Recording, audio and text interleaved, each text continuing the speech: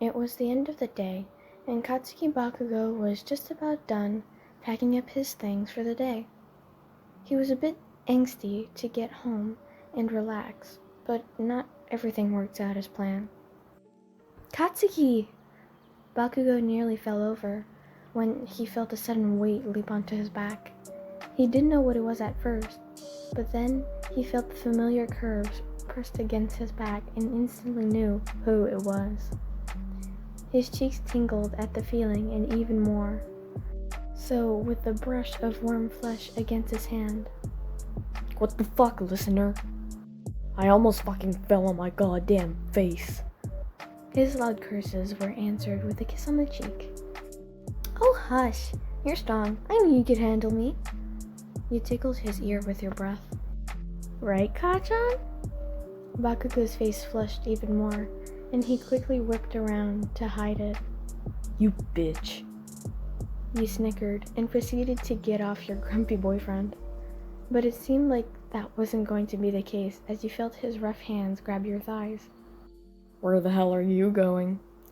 He said and looked over his shoulder with a devious, almost handsome grin that now made your face burn. Katsuki, I was only What? His crimson eyes narrowed as his grip on you tightened. You scared? You huffed in a blushing mess and leaned onto him once again, trying to even the score. Yeah, right. In your dreams. Bakugo chuckled rather deeply and made you a tad nervous. Without a single word, the teen proceeded to escort you out of the classroom. You buried your face into his back as the students did double takes at you and Bakugo. Of course, Bakugo's malicious glare prevented anyone from protesting to your PDA, if you wanted to call it that. And you two quickly made it outside without a hitch. You thought he'd let you go, but he didn't. Your chest thumped a bit as his hand shifted to adjust, the sensation making you warm. You moved your head towards his neck and inhaled his scent. He smelled faintly like ash, but there was also a hint of sweetness to it. The subtleness made you smile, and you wrapped your arms around him tighter. Bakugo, meanwhile, Bakugo was shamelessly admiring the fullness of your thighs in his peripheral, smirking at their girly softness. He was a sick bastard sometimes, but he didn't give a shit. You knew you liked it anyways. After a few minutes, you and Bakugo finally made it to your apartment building, you sighing as you prepared to leave the warmth of his body. But he never let go. You're here, Katsuki. You can let me go now. I can walk. The ash blonde said nothing as he continued to carry you all the way to your apartment. Once there, he finally let you go, you sliding off him with ease. Thanks, I guess, he said with a nervous chuckle. You went to unlock the door, but Bakugo suddenly slammed a hand against the door. You were frozen as you felt Bakugo's eyes scanning you, almost studying you. You nearly flinched when you felt him lean forward and graze your neck with his breath.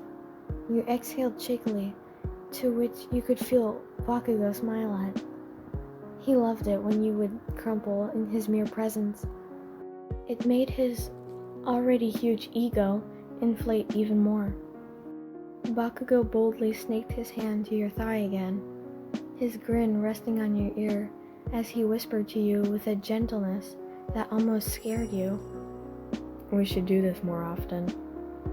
You bit your lip as his voice became a bit more husky. I liked it.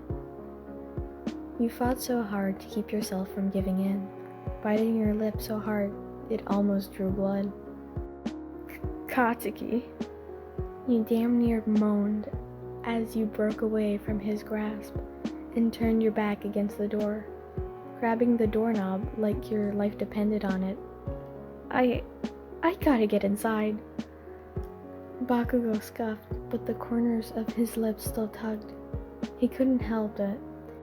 He saw the way you got so flustered, the way you stood there now depriving yourself for the sake of schoolwork.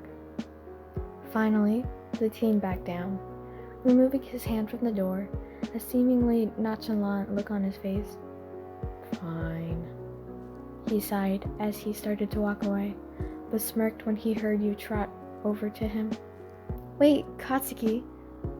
Bakugo wiped the smirk from his face and turned to face you with an annoyed expression. What now?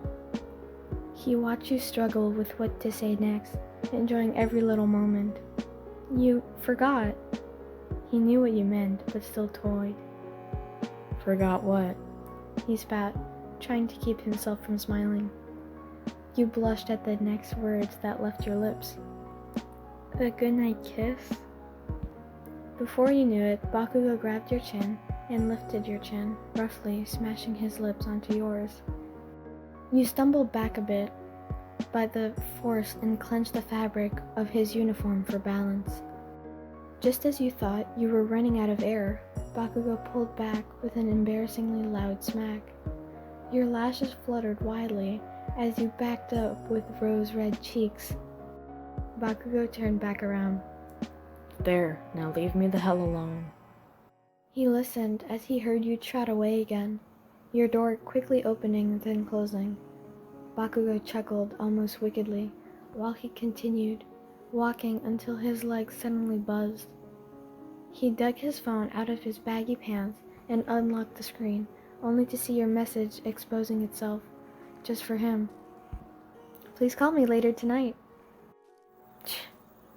Bakugo tisked, then smiled, stuffing his phone back in its home.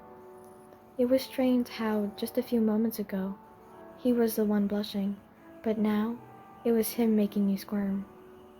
In the midst of his thoughts, Bakugo suddenly remembered the tingly sensation still on his lips, and ran his tongue along them, licking your chapstick from his flushed skin. Oh, how he loved that irresistible strawberry flavor.